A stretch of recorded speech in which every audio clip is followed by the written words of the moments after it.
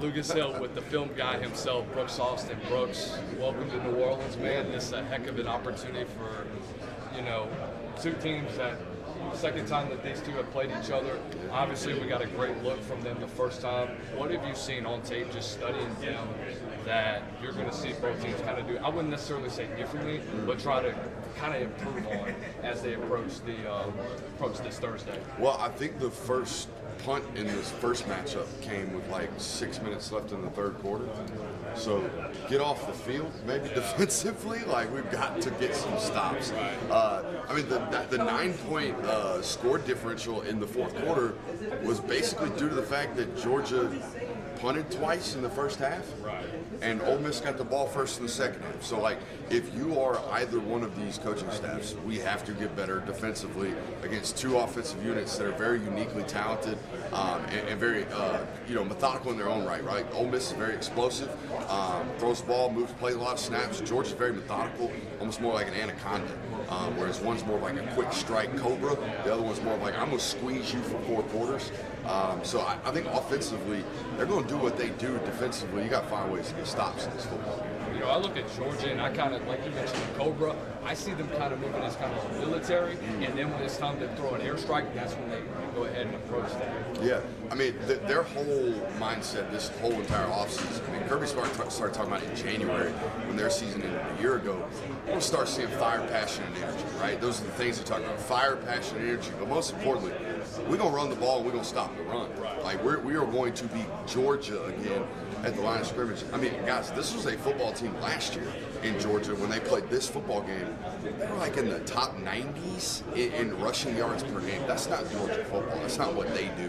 What they do is what they're doing now, which is rush for about 185 yards a game at will, and then that opens up everything else, right? Teams get overcommitted to stopping the run, and then what you're saying, we get to airstrike them a little bit because they're overcommitted to the box. So yeah, I mean, that is the mindset. The mindset is to get ourselves into explosive hunting attacks via the run game, right? Get into 2nd and 2, get into 2nd and 3 with good, efficient runs on first down, and they don't make any bones about it. Like, they tell people what they're going to do. I remember right after the Auburn football game, Kirby talked about it. He's like, we're not going to be an offense that comes out and drops back 45 times today, throws for 500 yards. It's not what we're going to be.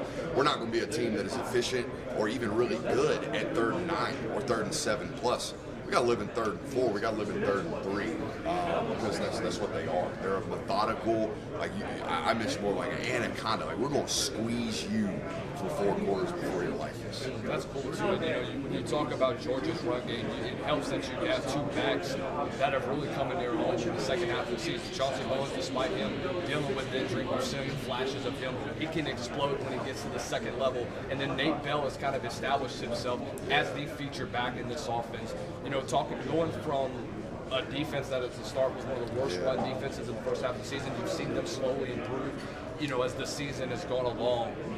Front 4-wise, how does Ole Miss establish the line of scrimmage early on in this football game to come away with a victory? So for your viewers that don't know what I do, I'm a film person, so I'm going to try to do this really simplistic. I'm going to use my hands, okay?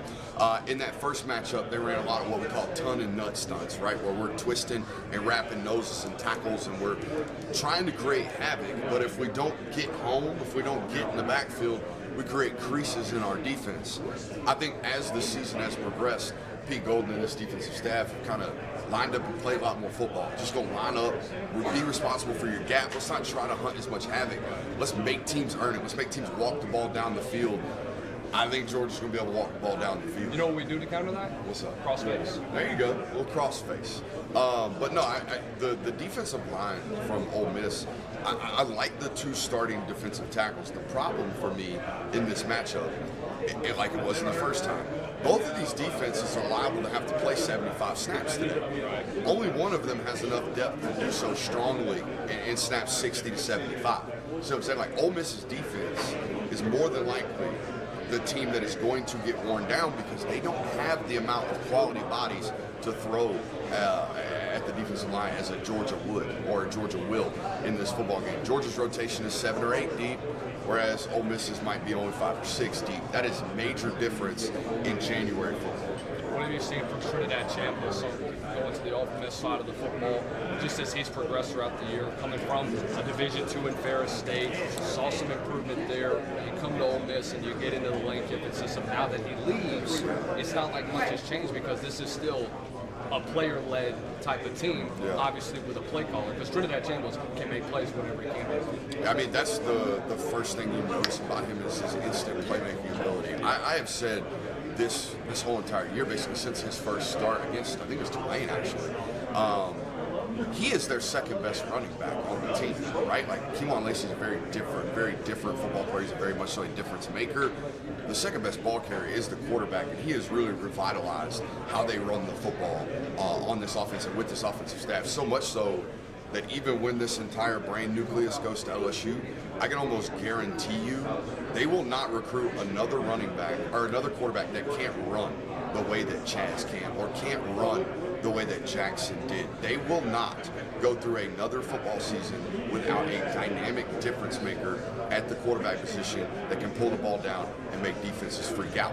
That's what this guy does. I mean, that first matchup, the very first scoring drive, they go on a 14-play scoring drive to open the game, does Ole Miss, and multiple times during that drive, Georgia's got them dead to rights. Trinidad Chambliss is about to be tackled in the backfield, makes a guy miss, avoids a sack, 3rd and goal, turns into a touchdown in the red area.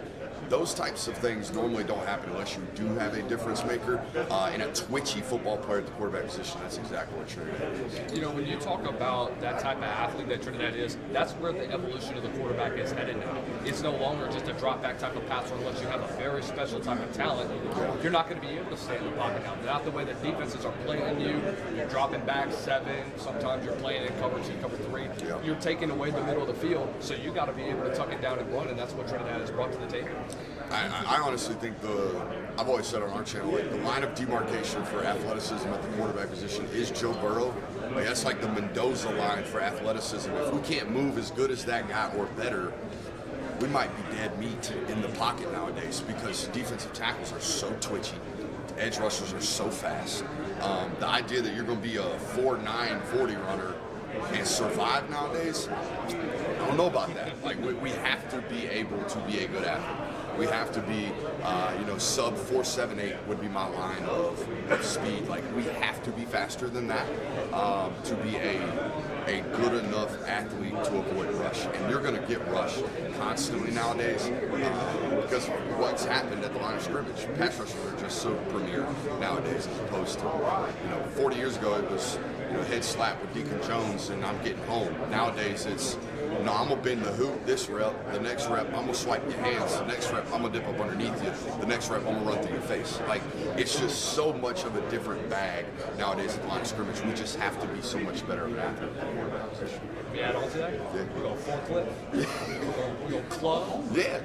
Got to. We're going to flip our hips. You played this a lot, didn't you? There you go. So I go up against guys like you. Yeah. So, but I mean, both lines of scrimmage have been dominant throughout the year and just established themselves, early on in this football game. What is the key to victory this weekend? Obviously, that's going to be one of those. What are you expecting from your two quarterbacks in Gunnar Stockton and Trinidad Chambliss this weekend in order for each of their respective teams to come out with a victory and move on to the semifinal? I think both guys are like innate playmakers. They have a real natural ability to just make things happen, even outside of structure, both within structure and outside of structure. So in this football game, whichever one of these quarterbacks is allowed to just do enough, right? I think it's a lot of this with the playoffs now. Like, these margins are so tight that if we're just making everything on the quarterback, if the quarterback's got to do everything, if Keewan Lacey comes out and rushes for 31 yards again in this football game, it's all on Trinidad. Like, that's the problem, and that's the problem for everybody. It's the problem for Julian Saint at Ohio State. It's the problem for Carson Beck at Miami. It's the problem for Gunnar Stockton here at Georgia. If they can't run the ball, if they can't be complimentary, you're going to be in trouble. I don't think one-dimensional football teams or teams that get made one-dimensional in these matchups will win these games.